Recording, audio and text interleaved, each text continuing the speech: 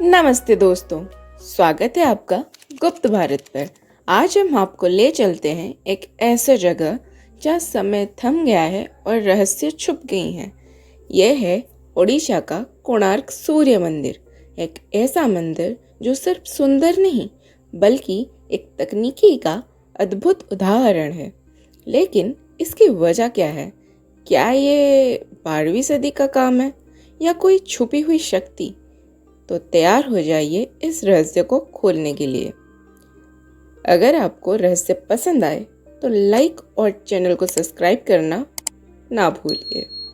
तो चलिए शुरू करते हैं। कोणार्क सूर्य मंदिर को 13वीं सदी में राजा नरसिम्हा देव प्रथम ने बनवाया था और ये एक विशाल पत्थर का रथ है जो सूर्य देव को समर्पित है।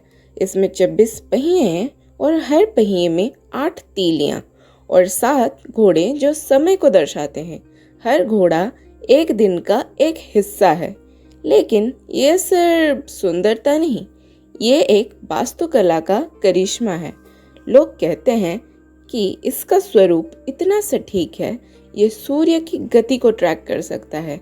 हर दिन प्रातः और संध्या को सूरज का किरण मंदिर के गर्भगृह में पड़ता है, जैसे एक प्राकृतिक घड़ी। इतना सटीक काम को आजकल के कारीगर भी समझ नहीं पाते। मंदिर अब पूरा खड़ा नहीं, क्योंकि 16वीं सदी में एक तूफान ने इसे तोड़ दिया और अंग्रेजों ने कुछ हिस्से ले लिए। लेकिन जो बचा हुआ है वो आज भी हमें चकित करता है। अब आते हैं उस छुपी हुई तकनीक पर जो शायद आपने कभी नहीं देखा। यह है गुप्त भारत का एक ऐसा बड़ा रहस्य जो अक्सर यहाँ के लोगों के द्वारा कहा जाता है। पहला तथ्य, कोणार्क के पहिए ऐसे बनाए गए हैं कि ये एक सूर्य घड़ी का काम करता है। हर पहिया का आकार और कोण इतना सटीक है कि ये दिन का समय को 1 घंटे के अंदर बता सकता है, बिना किसी आधुनिक यंत्र के। वैज्ञानिक अब भी इस चीज़ को लेकर समझ नहीं पाए हैं। दूसरा रहस्य, कुछ लोग कहते हैं कि मंदिर में एक बड़ा चुंबकीय पत्थर था, एक ऐसा पत्थर जो 50 से 60 टन का था। ये पत्थर इतना शक्तिशाली था कि ये कंपास को प्रभावित करता था और पुराने नाविक इसे डरते थे। कथा है कि जब अंग्रेजों ने इसे हटाया, मंदिर का संतुलन बिगड़ गया और ये गिर गया।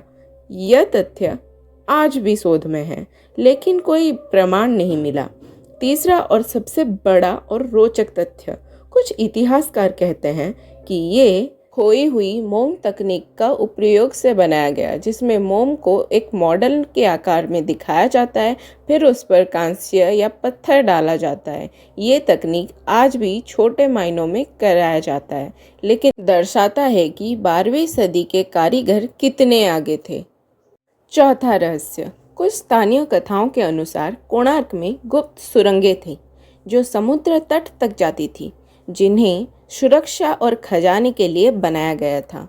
समुद्र के पास पत्थरों के ढांचे दिखे हैं जो इन सुरंगों का सबूत हो सकता है।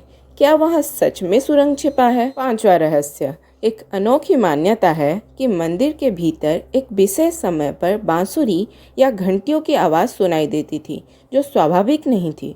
कुछ लोग इसे सूर्य देव के उपस्थिति से जोड़ते हैं, जबकि अन्य इसे वास्तुशिल्प की एक ध्वनिक तकनीक मानते हैं जो हवा के साथ उत्पन्न होता था। छठा रहस्य, 26 पहियों में से प्रत्येक का आकार और कोण ग्रहों की चल से जुड़ा हो सकता है। कुछ शोधकर्ताओं का मानना है कि ये पहिए सूर्य, चंद्रमा और अन्य ग्रहों की स्थिति को दर्शाने के लिए डिज़ाइन किया गया था, जो प्राचीन ज्योतिष का हिस्सा था।